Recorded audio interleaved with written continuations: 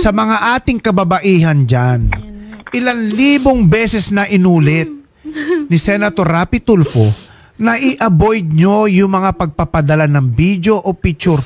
Di ba, Agnes, katulad mo, minsan lang nangyari. Pero ano ibinunga sa inyo? Magandang araw po sa ating lahat, mga kakausap, mga kababayan dito sa Saudi Arabia.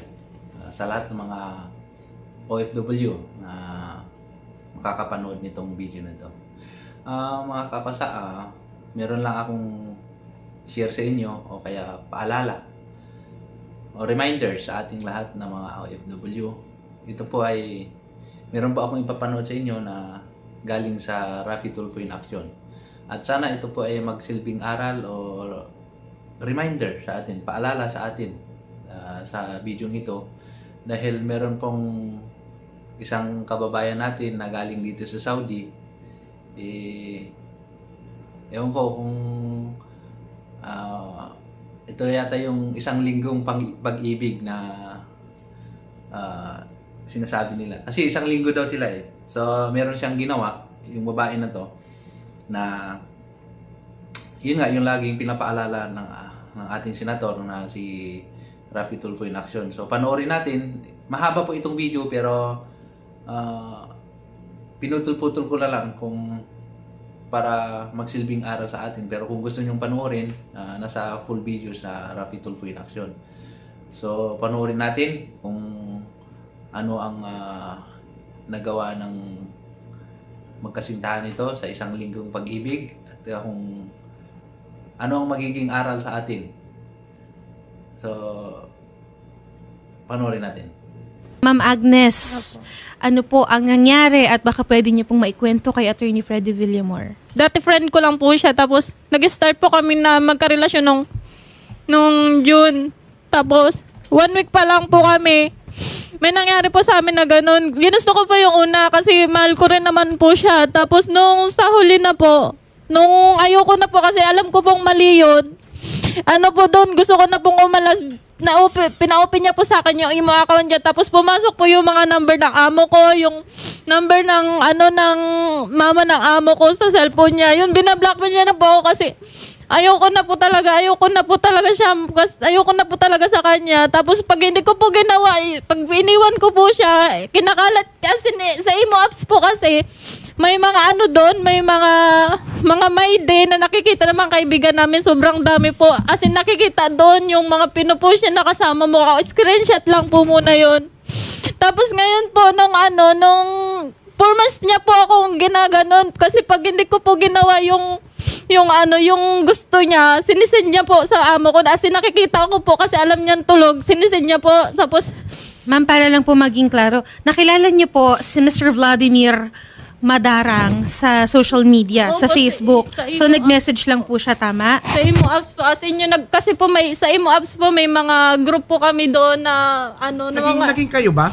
Opo, naging kami po 1 week po. Pero yung 1 week na yun po, ayoko na po kasi may mga gusto na po siyang gawin ko. Tapos ini-screenshot niya na po, winamay din niya na ako. Tapos sinisend niya sa mga friend namin sa imo apps. Nung naging kayo, nasan ka? Nasa abroad ka? Sa Saudi po ako. Nasan siya? Dito po sa So kahit na naging kayo, physically or personally, hindi kayo nakapagkita? Hindi po. Gaano katagal yung naging relasyon ninyo? 4 months, 1 month lang po. 1 week lang po. Ayoko na po talaga yun. Bakit mo inayawan after a week? Kasi po, inaano niya na po, nakakaramdam na po ako ng mga hindi maganda na gusto niyang gawin ko po. Tapos yun, sabi ko, ayoko na talaga yun. Binakmail niya na ako ng blackmail ko. Bakit? May hawak siya mga pictures mo? Video po mismo video mo? na ganun po. Paano siya nagkaroon ng video mo? Yun nga po, ginawa po namin yun nung una. Akala ko never kayong nagkita personally. Hindi po yung sa through kumbaga income parang ang lang po. ginagawa attorney is binivideohan niya po yung sarili Opo, niya. hindi ko po Ma'am, sorry po, tama. I-correct niyo na lang po ako.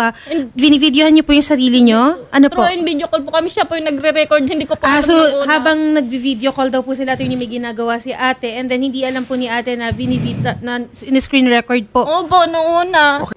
So, ayun. Nakita nyo naman yung video at basta pinakita ko lang yun para sa atin na ang kung nasa sa atin na kung anong aral natin o anong gagawin natin At kung kayo man ay meron ng ongoing na ganyan, medyo pag-usapan nyo na sa inyong mga partner. At ilang beses naman nang pinaalala ito. So itong video na ito is paalala lang din sa atin. At ang nakakatakot doon yung ginawa ng lalaki, malay nyo, mas malala pa yung gagawin sa inyo kung sakasakali man. Sana naman hindi mangyari na yung sinesend niya daw sa amo niya. At saka yung isa, yung nire-record. Sa atin kasi, kung mga hindi pa nakakaalam, sa mga bagong pan ngayon, mga cellphone ngayon, mayroong screen record yan. Kung hahanapin nyo yan sa cellphone nyo, mayroong screen record yan. Kaya ganun ang ginawa siguro ng lalaki, nag-screen record na siya. At saka, ayun, yung ginawa niyang pang-blackmail sa mga, sa isang linggo niyang pag-ibig na yan. At yun nga, sinasend niya kung saan-saan. So, magbigay aral sa atin ito. Mahirap nang mag-comment, kaya ginawa ko lang itong video na ito para awareness sa ating mga OFW. At isa pa dun sa nakakatakot, yun nga, yung sinend sa mga pamilya at yung amo mismo. At saka itong susunod na ipakita ko sa inyo yung video na ito yung natakot yung babae kasi ang sabi niya doon, may sinabi siya dito na napilitan na naman siyang gawin yun para hindi isend yung lalaki doon sa amo niya. At saka parang naisend niya na yata na isang beses yung video sa amo niya. So, panoorin natin. Alam mo, Vladimir, ikaw sinabi mo, nakita mo yung pinadala sa amo mo kung kaninong number nang galing? Ganito po yung ginawa niya. Pag hindi ko po ginawa, sinid niya po isang beses, sabi niya, tingnan mo. Tapos sabi niya, puntahan mo yung amo mo. Tanungin mo kung anong mayroon sa WhatsApp niya kasi tulog yung amo ko. Tapos sabi ko, sige wag mo na. Sabi ko, sige wag mo na. I-delete mo na. Nata-nervous ako kasi Muslim country. Sabi ko, sige wag mo na. Wag mo na. Gagawin ko na lang. Sige lahat ng gusto mo. Nagmamakaawa ko sa kanya. Paulit-ulit po yun. Bukod sa amo mo, kanino pa nagpadala, Agnes? Sa pamilya ko po. Sa mga kapatid ko. So doon natin makikita kung kaninong number nang galing. Sa kanya po talaga. Ayun mga kakosa, nakita nyo na yung kung ano yung ginawa ng lalaki. At saka kung ano yung reaction ng babae. Ano yung humahagulhol siya, di ba? Dahil yun nga, natakot siya dahil lang sabi niya, wag mo nang ipasa. Kasi parang gagawin niya na yung gusto ng lalaki para lang hindi ipapasa dun sa amo. At saka yung sinabi niya na Muslim country.